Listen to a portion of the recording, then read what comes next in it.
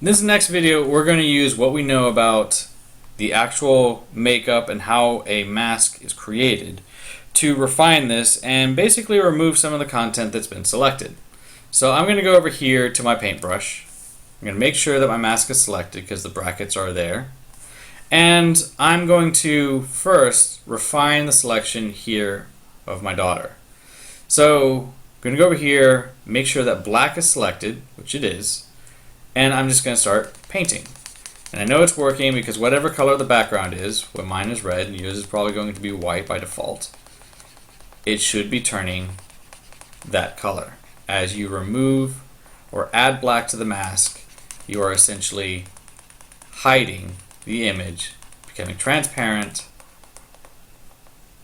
and you can see content underneath.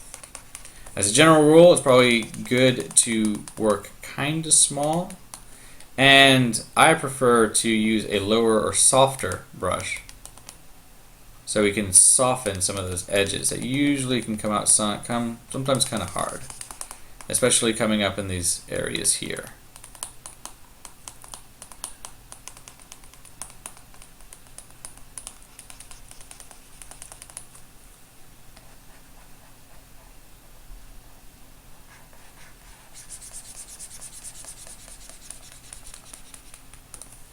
You get the idea. I'm going to make this a little bit larger so we can move right along.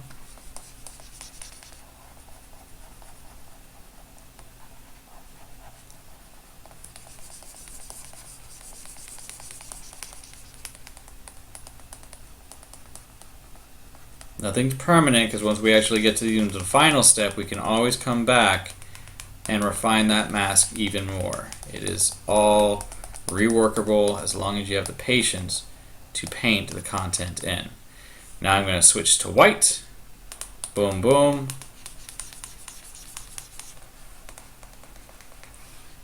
Done, done. And here we go. Almost done. Pristine. Oh, we missed some spot. Switch to black. Paintbrush.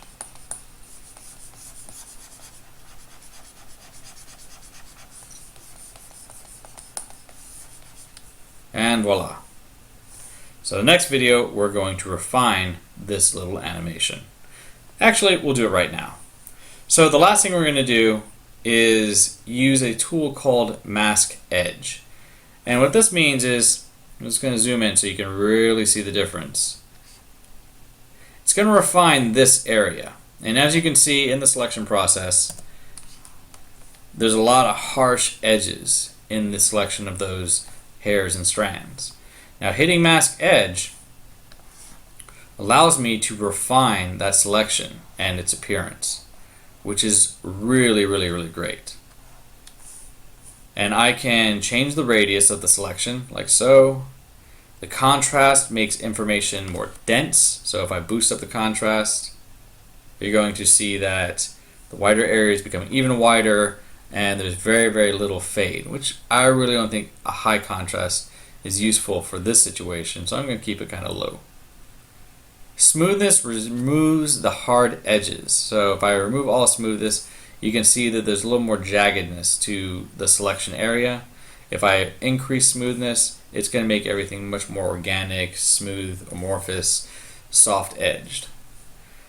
Feathering does exactly what it sounds like. We've gone over it before, so I'm really not going to go too much. And this is one of my favorite tools, expand and contract.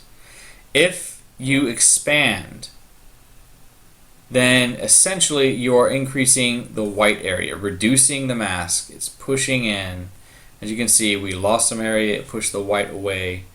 Now, if I contract, as you can see, the black of the mask expanded out. We don't want that too much, but we probably could bear with some measure of contraction. And if you don't want to get too technical about it, that's fine, as long as you go with what really looks visibly best for your work. And this is kind of one of those things where you just have to judge it by eye, go with what feels right, and then apply the change. Here we go. And there we have a much more refined edit. And you can see that it's pretty consistent throughout. It softened it a little bit all around these edges. Probably could improve it here, but I'm not going to worry about it too much, and I'll show you why now.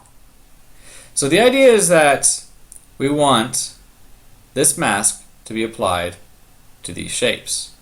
And all you have to do, thankfully, is just hold click. You're actually going to grab the thumbnail on the layer, hold clicking it, and you can see that it's grabbed. It's sitting there fluttering and wondering, where do you want to put me? And you just move it and hover it over any of the layer groups or layers that you want to apply it to, and just release. And there we have it. Gonna zoom in.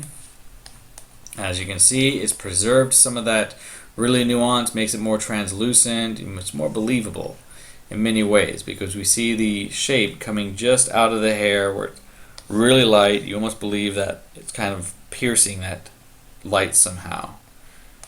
And the important thing to note is that this is completely reworkable. So if you find areas that might not be as ideal, you can always go in there with a paintbrush, change the setting, of course,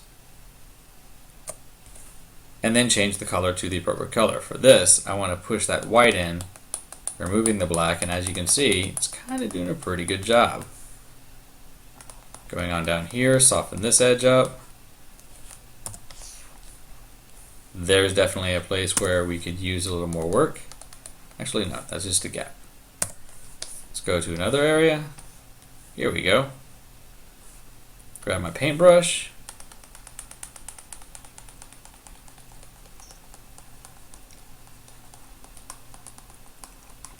And soften it right up.